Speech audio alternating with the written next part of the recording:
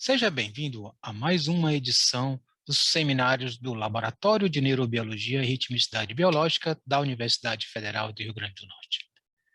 Nestes eventos, nós iremos apresentar as pesquisas desenvolvidas no nosso laboratório, temas gerais relacionados à ritmicidade biológica, cronobiologia, a neurobiologia.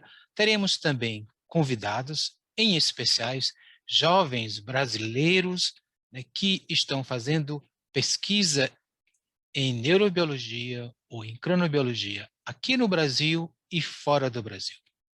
Sejam bem-vindos, espero, né, que vocês tenham, né, um excelente seminário. Vocês poderão acompanhar todos os seminários pelo o canal, né, do YouTube do Laboratório de Neurobiologia e Ritmicidade Biológica. Então, aqui é a Miriam, né? A Miriam, né? Ela é doutoranda, ela é orientada pela professora Rovena, né? Lá pela Universidade Federal de Pernambuco, né? E eu tenho uma função de co-orientador, né? E uma das coisas que a Miriam fez no último ano foi fazer um trabalho sobre o sono, vigília, o padrão do ciclo sono e vigília durante a pandemia, né? E eu estou fazendo, né, peguei os dados para analisar, parte dos dados para analisar, e aí, então, o que eu estou chamando, né, fazendo essa provocação, que é diferentes padrões do ciclo sono-vigília durante a pandemia, né, e se eles refletem, né, diferentes estratégias de como a gente enfrenta, né, a pandemia. Então, o que é que a gente vai falar de pandemia, né? Por que que a pandemia, basicamente, a gente pode dizer que ela é importante? Aqui a gente está vendo, né, são imagens diversas aqui do Nordeste, do Rio Grande do Norte, né, sobre o que é a pandemia, né? Na verdade, a pandemia em si, né, eu tenho duas questões fundamentais de olhar a pandemia. Eu tenho o efeito da infecção pelo vírus, pelo coronavírus, né, o SARS-CoV-19, desculpa, o SARS-CoV-2, né, que é um vírus que provoca, né, uma síndrome né, respiratória, né, aguda, né, insuficiência respiratória aguda.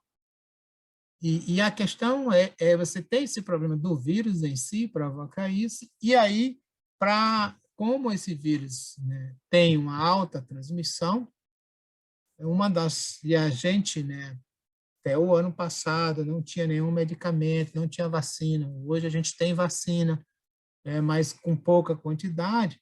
As principais medidas mais eficazes do ano passado eram medidas de reduzir o processo de transmissão.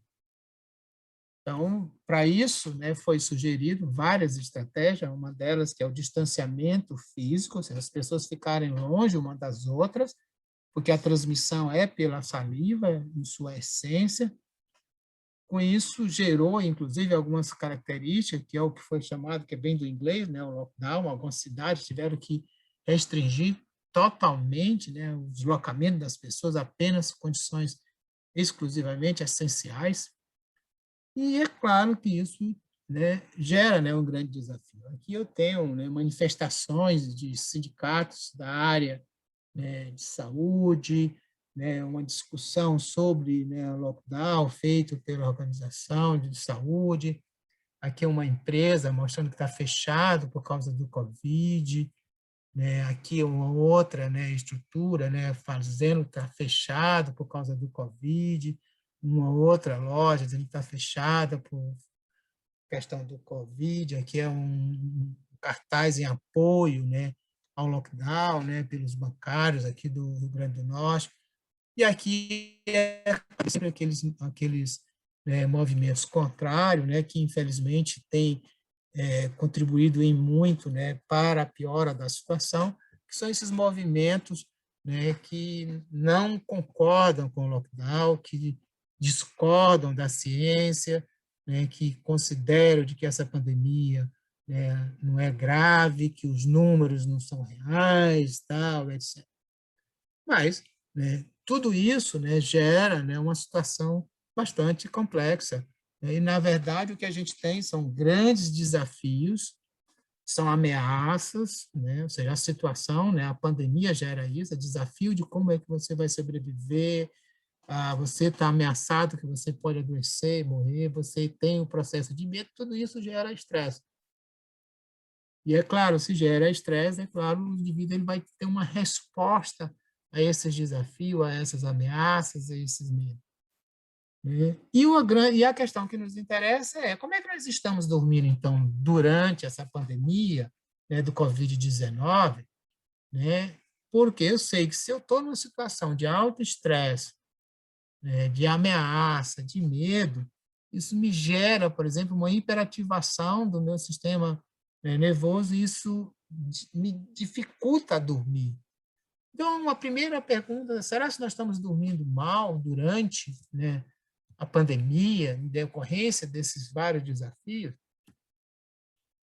E aí, se eu vou, por exemplo, no PubMed, Medline, né, aqui, né,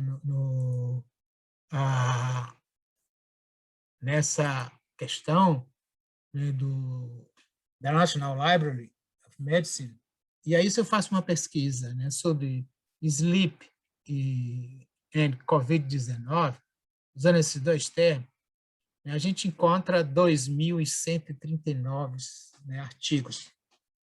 Veja que de 2.139, né, claro, né, que é de 2020 e 2021. Veja que metade desses artigos já foram publicados, ou seja, se eu for comparar aqui 2020 e 2021, né, quase que a metade já foi publicada agora no ano de 2000. Então, um volume de publicações muito grande. Mas a gente precisa olhar essa publicação de uma forma crítica, né? Então, se eu for olhar, por exemplo, aqui uma coisa importante, né, veja, por exemplo, esse artigo. Esse artigo que foi publicado, é um artigo, inclusive, de brasileiro, o título do artigo é o impacto da pandemia do Covid-19 na qualidade do sono, medido pelo Índice de Qualidade de Sono de Pittsburgh, uma revisão sistemática. Olha, veja bem, então ele está dizendo que isso aqui é uma revisão sistemática.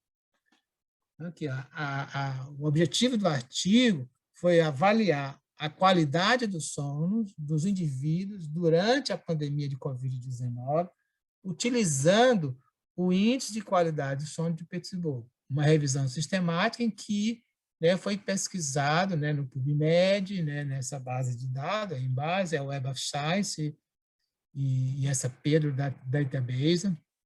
Mas, olha, veja, isso em 22 de maio, essa pesquisa ela foi feita, né, na base de dados em 22 de maio de 2020.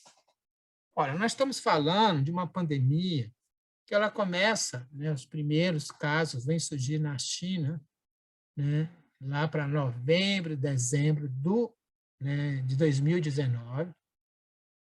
Né, o 2020, né, janeiro e fevereiro de 2020, a pandemia tinha pouquíssimos casos na Europa, ainda não tinha ainda grande número de casos na Itália e nem, né, na Espanha. Até fevereiro de 2000, final de fevereiro de 2020, eu estava em Lisboa, vim para o Brasil sem nenhum problema. No Brasil, a gente não tinha os casos ainda garantidos, só no final de fevereiro. Olha, então, se foi maio, como é que você está fazendo uma revisão sistemática de artigos publicados sobre a qualidade de sono em base de dados? Então, se é maio, maio é o mês 5. Então, imaginar que a pandemia começa mesmo, né, no mês 3. Então, em 2 meses já tinha tanto artigos assim publicado para isso, fazer uma análise sistemática. Então, veja, na verdade, eu quero aqui aproveitar esse artigo para fazer uma crítica, né, a fazer publicações, a fazer estudos sem sentido. Não faz sentido eu querer fazer uma análise, uma revisão sistemática, né, de uma condição que não tem 2 meses ainda, né, não tem nem evidências para isso. Mas existem muitas coisas e muitos trabalhos bem feitos, né? E aí eu vou mostrar alguns para vocês, inicial. Então, por exemplo, esse aqui é um trabalho bastante interessante, né, que é uma comunicação breve, está aqui publicado numa revista de qualidade, Sleep Medicine, com esse grupo, né, da Holanda, né, o von Sommer. E aqui o que eles foram estudar, né, uma coisa bastante interessante, né, eles tinham dados de pacientes pré e pós-pandemia. E aí eles utilizaram esse instrumento, que é um índice de avaliação de insônia. Então, ele tem o índice de avaliação de insônia aqui nesse eixo, aqui é o que mudou e aqui é o que estava antes da pandemia. Então, esse índice aqui ele varia, né, de 0 a 30, tá? Aqui, e aqui é o quanto que ele mudou, né? Se ele, por exemplo, podia ser 0 e ter mudado, por exemplo, para 10, né? Então, se ele ficou positivo é porque piorou. E se ele ficou negativo é porque ele piorou. Imagina que ele podia ser 20 antes da pandemia e passou a ser 10. Então, ele caiu para 10. Tá? Então, o que, na verdade, o que ele foi estudar isso. E aí, né, esse índice ele tem algumas características importantes com outros critérios, que é para avaliar se isso tem relevância clínica ou não. Né? Então, essa questão da relevância clínica é importante. Então, eles foram estudar isso. Então, o que a gente observa? Né? Então, aqui em verde é o que não teve relevância clínica. Então, a gente viu que veio a mudança aqui sem relevância clínica, e escuro é o que teve relevância clínica. Então, veja, esse grupo aqui, né, significa que eles tiveram piora comparado com os quadros anteriores. E este grupo aqui, ele teve uma melhora, porque diminuiu isso. Então, a gente já vê duas coisas importantes aqui nesse trabalho. É que essa população aqui, né, ela tinha pouco, antes, né, o índice de insônia baixo, e durante a pandemia, né, isso piorou. Aqui, olha, eu tinha altos índices de insônia, eu tinha insônia, uma característica de insônia, e fiz foi melhorar após a pandemia. Então, a gente já vê que as coisas não são, né, iguais, tem algumas coisas que parecem, né, ter algumas diferenças. E o que é isso? Né? E aí, né, ele foi, né, fazer uma avaliação bastante interessante. Por que isso ocorre? Então, aqui eu tenho novamente, né, o índice de insônia, aqui é o que mudou durante a pandemia comparado com a pré-pandemia. Então, o positivo significa que piorou e, né, negativo significa que melhorou. Lembrando, né, aqui o escuro são os pacientes que teve relevância clínicas e em verde não teve relevância clínica. E aqui, nesse score, né, que é um score relacionado, né, com a parte mais afetiva do sujeito, né? E aí com a fase mais negativa, né? Então, o que esses indivíduos aqui diz é o seguinte, que os indivíduos, né, que tiveram, né, uma situação mais negativa, eles pioraram mais, principalmente os que tinham um bom sono. Os que tinham insônia clinicamente definida, foi independente, né? Nem piora, nem melhora. Né? Embora eles tenham mais valores de redução do score de insônia. E não tinha uma relação com a questão da fé. Então, a gente já vê aqui 3 grupos, né? Um grupo que era de bom insônia, com alterações médias, né? E com insônia clínica. Então, esses autores eles vão concluir, né, que os dados deles sugerem que não há, né, um efeito uniforme do lockdown na qualidade do sono. Então, tem gente que melhorou o sono, tem gente que piorou o sono. E aí as pessoas dizem, mas por que isso ocorre? Então, imagine, eu vou dar um exemplo aqui. Uma pessoa que trabalhava no centro de São Paulo, na parte financeira de São Paulo, e ela morava, né, e demorava aproximadamente meia hora para chegar da sua residência para o trabalho e do mesmo jeito, no inverso. Então, essa era uma pessoa que ela dormia pouco por vários motivos, porque tinha pelo menos 3 horas por dia gasto, né, no transporte para ir trabalhar e voltar para casa, né? E aí ela acabava dormindo pouco. Quando ela passou, por causa da pandemia, a ter, né, o trabalho remoto, né, o que aconteceu? Essa pessoa passou, né, a dormir mais, ela tem agora 3 horas da sua vida, não mais, né, envolvida com a questão do transporte. Por outro lado, tem aquele trabalhador, né, que ele está sob a pressão de perder o emprego. E aí já é um outro desafio, então ele tem um desafio, ele está sob estresse, e isso pode, então, provocar, né, insônia nele. Esse outro trabalho, né, que também é bastante interessante, o que eles fizeram foi avaliar, né, o quanto, né, teve uma melhora ou uma piora, né, do sono, né, aí eles fizeram uma avaliação geral, né, em 59 países, incluindo o Brasil. E aí o que eu chamo a atenção, né, então imagina o seguinte, essas duas questões, então, teve gente que ele está dormindo muito menos, gente que está dormindo menos, gente que está dormindo do mesmo jeito, em termos de quantidade, gente que está dormindo mais, gente que está dormindo muito mais. Então, o que a gente observa é que 43% da população aqui estudada, né, que foi, né, em torno de 6 mil, quase 7 mil pessoas, né, 43%, né, disseram, né, que estão dormindo do mesmo jeito. 21% diminuiu o sono, 10% diminuiu muito, mas 22% diz que está dormindo mais ainda agora. E 4% está dormindo muito, muito mais. Né? Então, veja, essa demonstração que tem alteração, não é uma coisa só, o efeito não é único, né? As pessoas estão respondendo diferentemente. Né? Então, por isso que a ideia do trabalho, né, foi fazer uma avaliação com jovens, né, ver o estado, né, do ciclo sono-vigília e o estado afetivo, né, ou seja, o humor desse sujeito, e aí pensando em jovens universitários durante a pandemia. E aí o que, né, o trabalho, então, ele vai fazer a coleta, né, já no segundo semestre, no início do segundo semestre, né, lá para agosto, setembro. Então, aqui já teve a primeira onda, você está ainda, né, no platô, né, da primeira onda ainda no Brasil, então tem o efeito mesmo da pandemia, e com jovens. Né? Essa foi uma característica importante do estudo. Então, o estudo ele teve vários, né, a metodologia ele teve a aplicação de vários questionários, mas o que a gente analisou, do qual eu vou apresentar aqui, basicamente, são esses 3 grupos de questionário. Um grupo de questionários relacionados ao sono, que é o questionário de matutinidade e vespertinidade, ou considerado HO, né?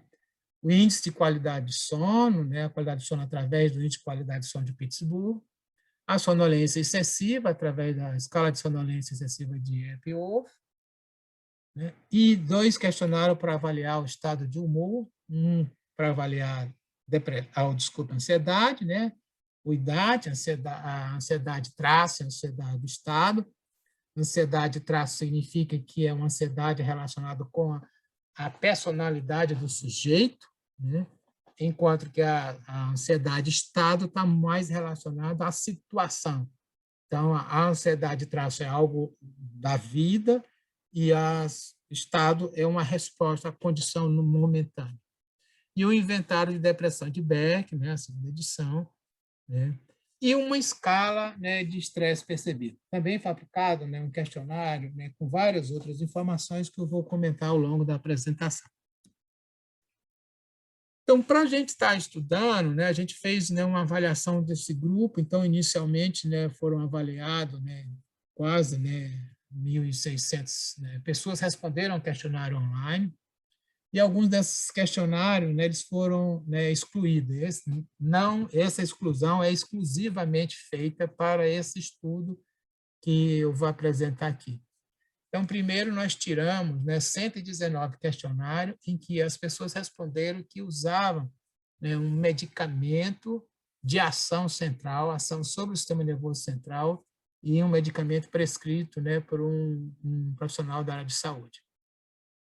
Então, isso nós ficamos lá com 1.400. Depois nós tiramos 194 questionários que estavam fora do Nordeste do Brasil. Na verdade, a gente tinha a maioria absoluta dos questionários aqui do Nordeste, mas a gente tinha alguns questionários de poucos locais aqui da região Norte, região Central, da região Sudeste, da região Sul.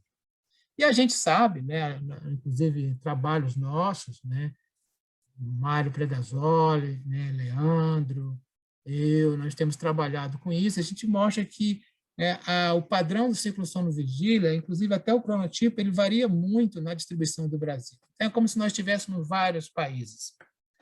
Então, nós eliminamos todos os outros e deixamos aqui. Então, a gente ficou com 1.200, né, 73 questionários válidos, porque cada outro estado, o número é muito pequeno.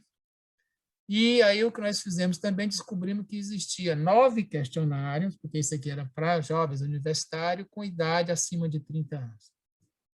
Acho que eram 3 acima de 30 anos, entre 30 e 40, né? E tinha lá os 6 com acima de 50. Então, para dar uma uniformidade nos dados, nós tiramos esses 9 questionários, né? E, né, ficamos só com 1.264, né, questionários. Então, em cima desses questionários é que a gente foi trabalhar. Então, essa é uma avaliação da amostra geral, né? Então, basicamente, com 1.264, né, femininos e masculinos, né, bem maior, né, a predominância feminina, né, isso é uma coisa que a gente vê na literatura. E aqui a gente tem os dados, né, de idade, né, do HO, a qualidade do sono, a sonolência, a ansiedade, né, a depressão, o estresse. Esse aqui era um dado que a gente não vai trabalhar com ele, tá? Tá aqui, mas a gente depois não vai trabalhar, porque a gente teve alguns problemas na análise desses dados. Então, o que a gente mostra, assim, existe uma diferença entre masculino e feminino, e, é claro, a gente tem aqui, as meninas são mais jovens, né? O cronotipo é igual, mas elas têm pior qualidade de sono, a sonolência não é diferente, o IDAT, né, não é diferente. Aqui, quando a gente vê, né, o, o IDAT traço, né, as mulheres têm valores maiores, embora o IDAT de estados não são diferentes. A depressão, as mulheres têm scores maiores, né, e a resposta ao estresse maiores. Então, isso são coisas que a gente vê na literatura, né, esses dados a gente apenas se reproduz, né, e esses dados, as diferenças são estatisticamente significantes, fazendo, né, uma avaliação comparando, né, o masculino e feminino.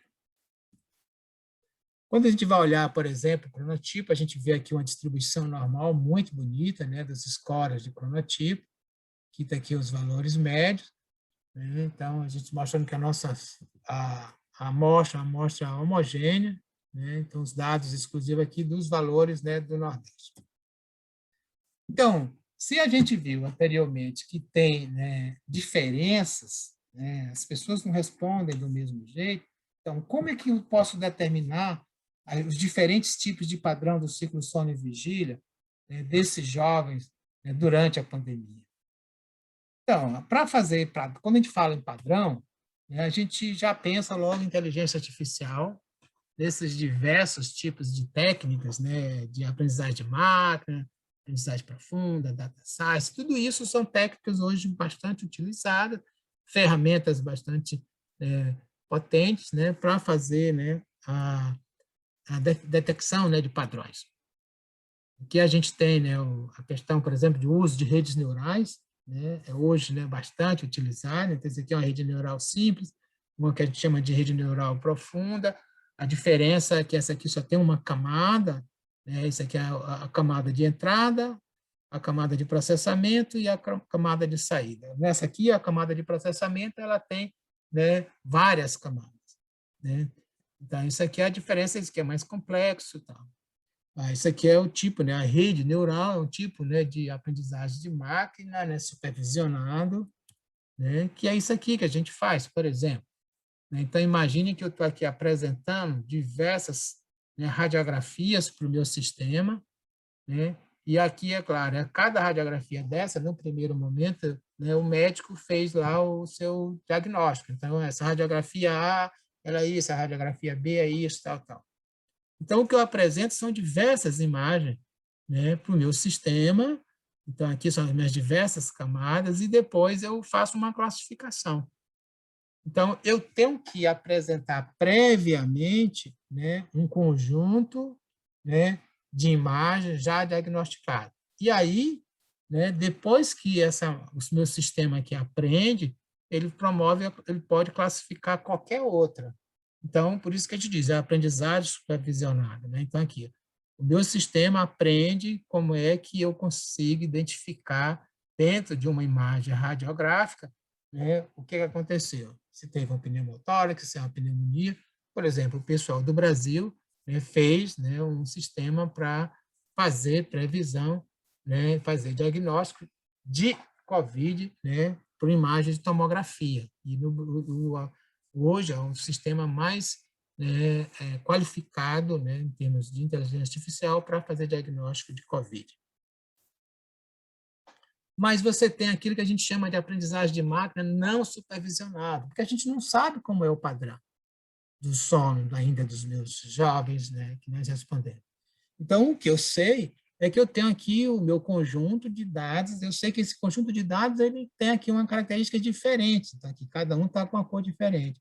Então, o que eu preciso é de um sistema que trabalhe, que processe isso aqui e possa separar. Então, aqui eu separei os conjuntos de bolinhas, né, vermelhas, verdes e azuis. Então, eu separei aqui, eu digo, olha, isso aqui é isso, isso aqui é isso. Então, aqui o meu sistema ele é capaz de fazer isso. Mas não foi eu que ensinei, né? Eu tenho aqui um algoritmo que vai poder, né, fazer essas diferenças utilizando determinadas variáveis. Então, por isso que a gente chama de aprendizagem de máquina não supervisionada, porque eu não fiz a instrução prévia. Aqui tem aqui um exemplo, né? Então, imagine, eu tenho aqui esses dados, são dados originais sobre, né? Eu tenho duas variáveis, uma variável x1, uma variável x2, e eu tenho essa distribuição. E aí eu posso fazer uma análise não supervisionada, por exemplo, a chamada análise de cluster, que eu separo, né? Então, aqui eu fiz uma coloração de vermelho, esses sujeitos aqui têm uma característica, em azul, outro tem outra característica, em verde tem uma outra característica. Então, aqui eu tinha uma amostra, que eu não sabia quem era quem, e aqui agora eu já consegui pegar essa minha amostra e separei em 3 grupos, né? Que mostro, e aí, é claro, eu vou estudar se esses grupos são diferentes. E aí eu tenho vários tipos, né? Diferentes propostas de análise não supervisional. Então, imagine, isso aqui seriam os dados originais, isso aqui é através de uma técnica, que é a técnica que nós usamos, que é a técnica chamada caminhos, né? Então, veja que aqui, esse grupo está aqui, esse grupo, o grupo em verde, aqui esses elementos aqui, olha, que antes ele fazia parte desse grupo, agora ele faz parte desse outro grupo, porque eu estou usando uma outra característica. Aqui é só mesmo a diferença, né, da distância euclidiana, que é uma forma de você fazer medidas também de cluster, tal, tradicional. Então, na verdade, a gente utiliza, né, esse tipo, né, de ferramentas aqui. Então, essa ferramenta, né, uma das coisas que a gente vai fazer, né, utilizando esses dados, então foi o que nós fizemos. Nós pegamos os dados do padrão do ciclo sono e vigília, utilizamos a variável cronotipo, a variável qualidade do sono, pelo índice de qualidade do sono de Pittsburgh, e a sonolência excessiva diurna, pela escala de sonolência de Epworth. Então, veja que o HO ele vai de 16 a 86. O índice de qualidade de sono vai, né, até 20. A sonolência excessiva também próximo. Então, eu não posso pegar assim e fazer uma coisa dessa. Então, primeiro, né, eu tenho que fazer uma proporção, né, entre essas variáveis. Então, eu faço primeiro isso. Depois que eu faço isso, né, eu vou determinar o número de ótimo de cluster. Porque no meu sistema eu posso fazer 1, 2, 3, quantos clusters eu quiser. Então, isso aqui é uma técnica, né, que a gente faz para determinar o número ótimo de cluster. E aqui, no caso, na técnica que nós fizemos, o número ótimo de cluster ficou em 3. E a gente pode fazer várias vezes, fazer várias simulações e ver visualmente essa diferença. E a gente ficou, né, com esse número de 3. Né? Então, nós fomos lá fazer os nossos estudos. Né? Então, esses aqui são os clusters que a técnica de caminhos, né, faz. Então, o que a gente diz? Que aqui eu tenho esse sujeito, cada número desse aqui é o número de identificação do sujeito. Né? Então, aqui está aqui o sujeito, aqui são os sujeitos. Então, aqui eu tenho um agrupamento grande dos sujeitos aqui. Né? Aqui seria um cluster, um outro cluster, um outro cluster. Né? Então, o que a gente vê é que tem as diferenças, né, nesses clusters. Né? Então, todos esses sujeitos aqui, eles se agruparam aqui, esse outro se agruparam e esse outro se agruparam. Né? E isso é importante também, às vezes a gente encontra, né, os outliers, separa. Né? Então, eu vejo, né, quando eu consigo separar aqui, por linha, eu digo, então, 3 clusters que são independentes. Se eu faço 4, né, esse cluster aqui, eles começam a se misturar um com o outro. Né? E aí eu vou, né, ver os clusters diferentes, né? E eu vou ver as variáveis, né? Então, aqui é o cluster 1, né? Então eu vejo que esse cluster 1 ele tem um cronotipo médio de 55, a qualidade do sono de 4,9, né? A sonolência de 6,6. O cluster 2 aqui eu tenho o cronotipo de 42,9, a qualidade do sono de 8,3, mas olha a sonolência, quase 13. E esse outro cluster, né, o cronotipo, né, também de 44, a qualidade do sono 10,5, ou seja, acima de 10, mas a sonolência baixa, né, a sonolência aqui do cluster 3, inclusive, é diferente desse. Então, basicamente, eu consigo encontrar, né, 3 clusters. O que a gente vê claramente é que nesse cluster aqui, que é o cluster 1, né, os indivíduos, comparado com os outros, eu posso dizer que eles são mais matutinos, ele tem boa qualidade do sono, tem baixa sonolência diurna. Esse grupo aqui, ele tem, né, uma qualidade do sono elevada, moderada, né, 8,3, mas ele tem alta sonolência diurna, 13. E esse grupo aqui, ele tem, ó, uma qualidade de sono muito ruim, acima de 10, mas tem, né, uma baixa sonolência diurna. Então, eu tenho 3 clusters. Um cluster de um bom sono, um cluster do sono do indivíduo que o padrão dele é sonolento, diurno, mas com boa qualidade do sono, e outro aqui eu tenho um indivíduo que tem, né, não tem sonolência, mas tem má qualidade do sono. Então, na verdade, a gente divide os clusters, né, em 3, né, que a gente chamou o cluster, né, do bom sono, bom dormidor, o sonolento e o baixa qualidade, pior qualidade de sono. Então, o que a gente consegue, né, separar esses 3 clusters. Então, a grande questão é, bem, então já sei que nem todo mundo dorme igual, né? Então, a resposta do padrão de sono na pandemia desses jovens na região Nordeste não é igual. Eu tenho 3 tipos. E a questão que a gente vai fazer é o que é que faz esses 3 tipos serem diferentes? O que é que contribui e quais são as consequências? E é claro, a gente foi avaliar, né, várias coisas. Então, se eu tenho esses 3 padrões, eu tinha um conjunto de questões dos sujeitos, né, que eram diferentes. Algumas eram quantitativas, outras eram qualitativas, né, ou na ordem, né, de frequência. Então, para avaliar, por exemplo, as questões, né, que eram só frequência, que eram qualitativa, né, que o indivíduo respondia sim, não, né, a gente utilizou, né, um teste de Q quadrado, né, para fazer a diferença entre eles. Quando era quantitativa, né, a gente utilizou, né, uma nova, né, para ver se esses grupos eram diferentes. Então, a primeira coisa que a gente foi ver, né, foram as variáveis, né, qualitativa, né? Então, a gente utilizou, né, para as variáveis qualitativas, né, o tipo de escola, escola pública, privada, né, o tipo de área, se era área de humanas, área de, né, ciências sociais, saúde e tal, etc., o curso que o indivíduo, porque era para universitário, se era casado, se era solteiro, se tinha filho, se não tinha filho, né, etc. Todos, né, não deram diferença significante. A única diferença que deu foi quando a gente foi comparar, né, atividade física. Os bons dormidores, né, a maioria deles responderam que dormiam mais, ou que faziam mais atividade física, 296, né, comparado com os que disseram não. Isso aqui é uma tabela, né, de contingência. Né? Já, né, os sonolentos, os que eram classificados como sonolentos, que eram qualificados como má qualidade de sono, né, eles tinham inversão. Né? A maioria disseram que não praticava atividade física, né, tanto, né, para os sonolentos como para o que tinham pior qualidade de sono. Né? E essas, né, frequências aqui, elas eram, né, diferentes quanto em relação ao esperado. Então, isso mostrando, né, que os indivíduos que tiveram, né, problemas de sono, ou que sonolento, ou que tinham má qualidade do sono, eles faziam menos atividade física. Então, o que a gente já pode, né, já definir aqui que os indivíduos, né, que praticavam atividade física tinham bons sonos, ou a mesma coisa que os indivíduos que tinham bom sono praticavam mais atividade física. E aí a gente foi avaliar várias coisas, como, por exemplo, a ansiedade, né? Então, a ansiedade, a gente está vendo aqui, né? Então, a ansiedade traços, estado, então, isso aqui é mediana, né? Intervalo interquartil, né? E aqui a gente tem os valores, né?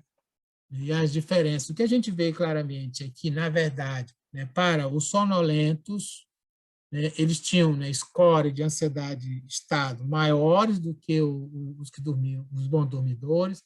Os que tinham pior qualidade do sono, né, também tinham, né, ansiedade, né, estado, né, maiores, bem maiores, mas ele não tinha diferença entre si. Essa diferença não é estatisticamente significante. Ansiedade traço do mesmo jeito, né, também a diferença é bastante grande, né, dos sonolentos, mas entre eles não são, né, mostrando, né, claramente, né, que os indivíduos que estavam com pior padrão de sono tinham, né, mais, tanto, né, estado, né, ansiedade estado como, né, ansiedade, né, traço, né, os scores mais elevados do que os indivíduos que que são os bons dormidores. Quando a gente fala também de depressão, a mesma coisa, então isso aqui é a diferença dos scores, né? A gente vê aqui maior, estatisticamente significante, e não há diferença dos scores quando a gente compara, né, os dois grupos, né, para, né, os scores de depressão. A mesma coisa quando a gente compara, né, que essa escala, o PSS-10, que é a escala de estresse percebido, né? Então a gente vê claramente que esses sujeitos aqui, né, eles têm uma percepção de estresse menor.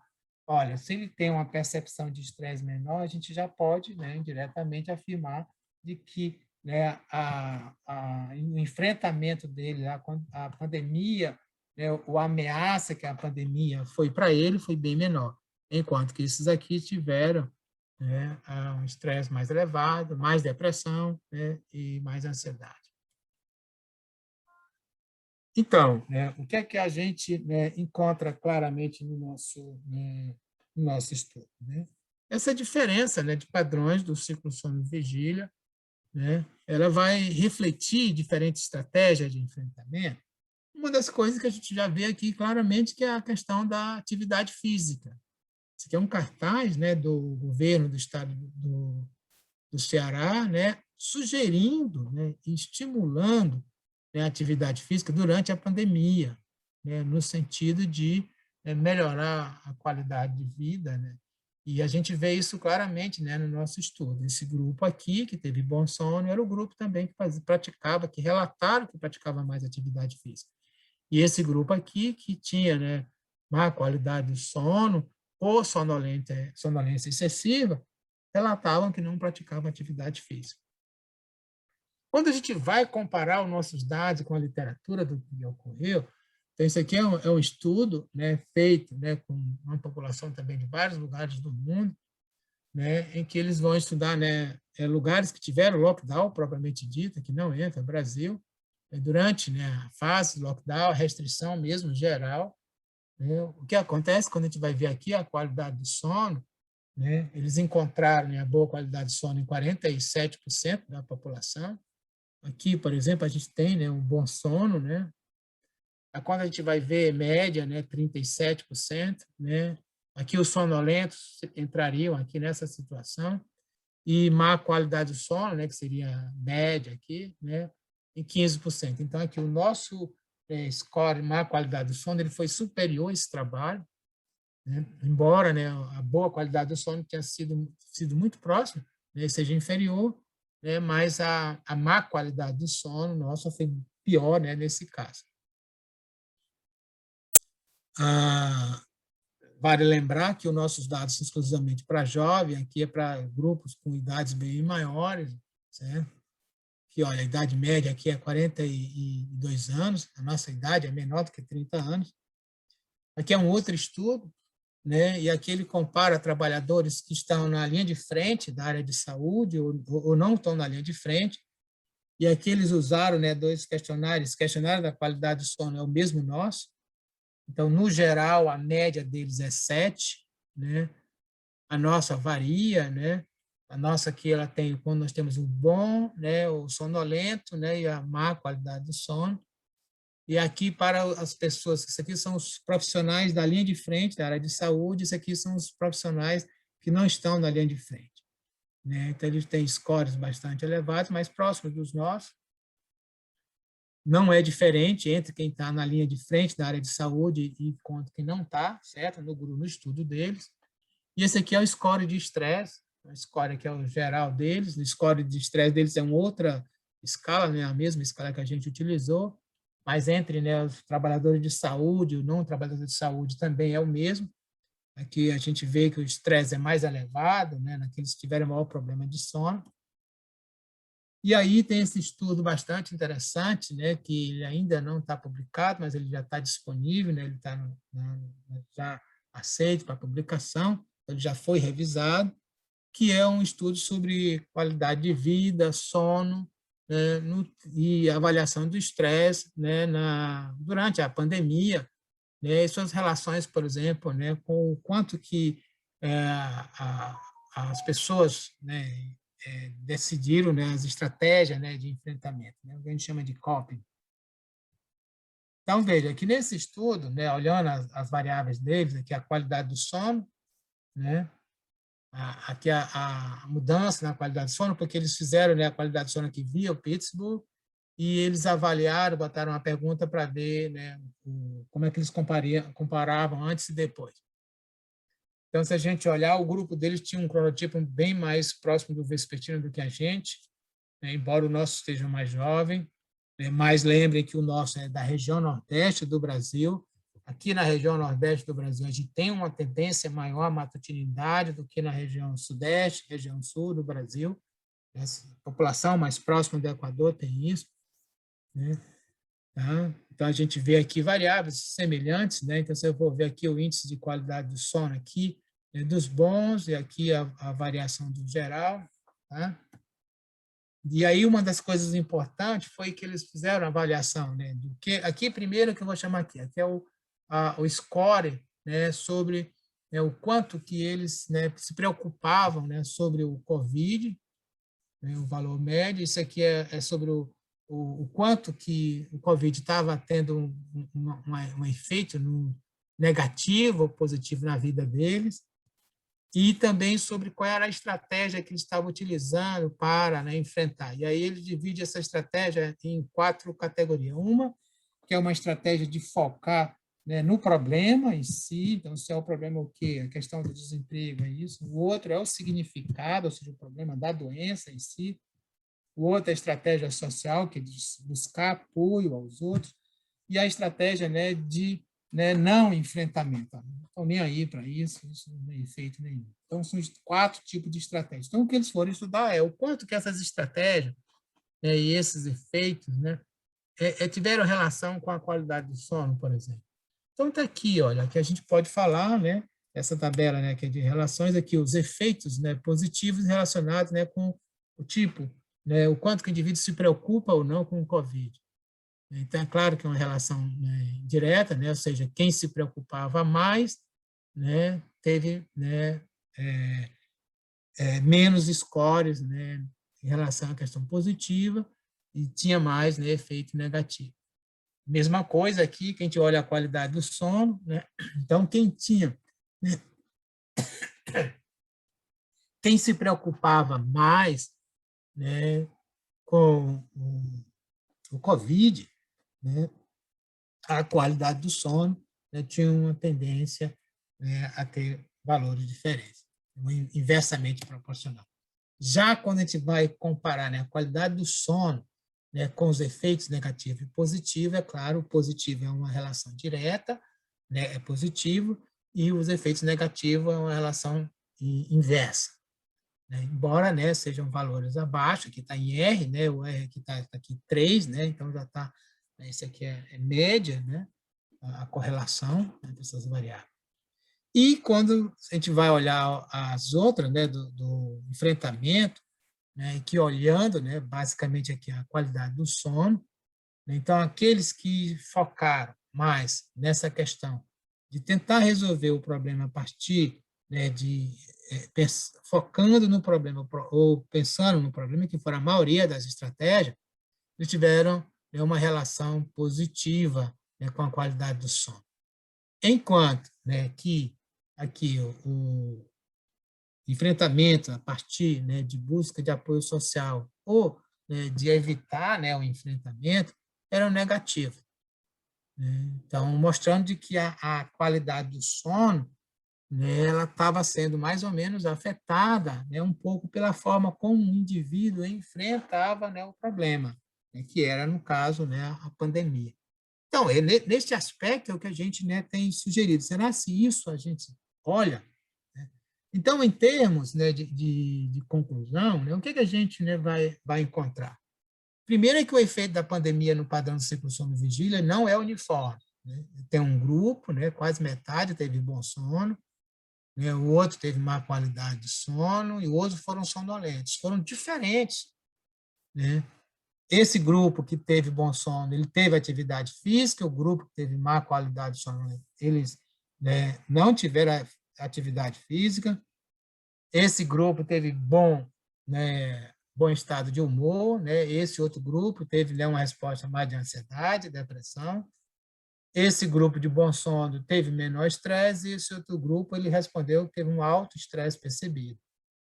A gente vê que realmente você forma, né, 3 grupos, né, e aí a gente precisa, né, entender por que as pessoas respondem de formas diferentes, né? E aí fica, né, a nossa grande provocação, que é pela resposta de enfrentamento, né, a forma como eu psicologicamente, né, enfrento isso, que é isso, né, que a gente tem a perspectiva de estudo futuro, né, e acho que esse trabalho, né, sugere, o trabalho anterior que a gente comentou também sugere isso, e eu acho que isso é importante.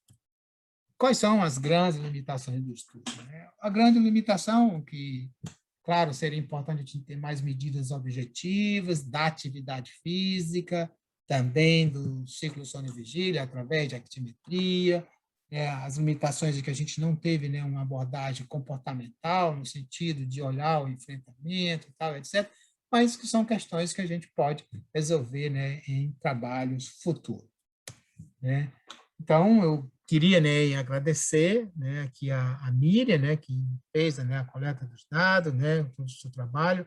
Isso aqui é a Rovena, né, que orienta, e aqui eu queria mostrar essa foto, né, porque aqui tem os nossos colaboradores, né, Rovena, Mário, né, e Leandro. Isso aqui é o demitido, tá? Aqui o Sérgio Arturo, né? Isso aqui é lá em Alagoas, Maceió, durante o Simpósio Brasileiro, né, de Cronobiologia, organizado muito bem pela professora, né, Bruna, né, foi muito legal, pelo pessoal lá de Maceió. E eu estou mostrando essa imagem porque o Mário é o nosso colaborador, o Leandro, que apresentou o seminário semana passada, que está aqui em Natal, e que, né, a Rovena, né, está hoje, né, mudando, já mudou agora, né, a Rovena agora está trabalhando na mesma universidade do Leandro. Então, na verdade, o que a gente tem, né, é uma grande colaboração, Natal, Recife, né, e, né, lá a Universidade Federal, né, do Recôncavo Baiano, né?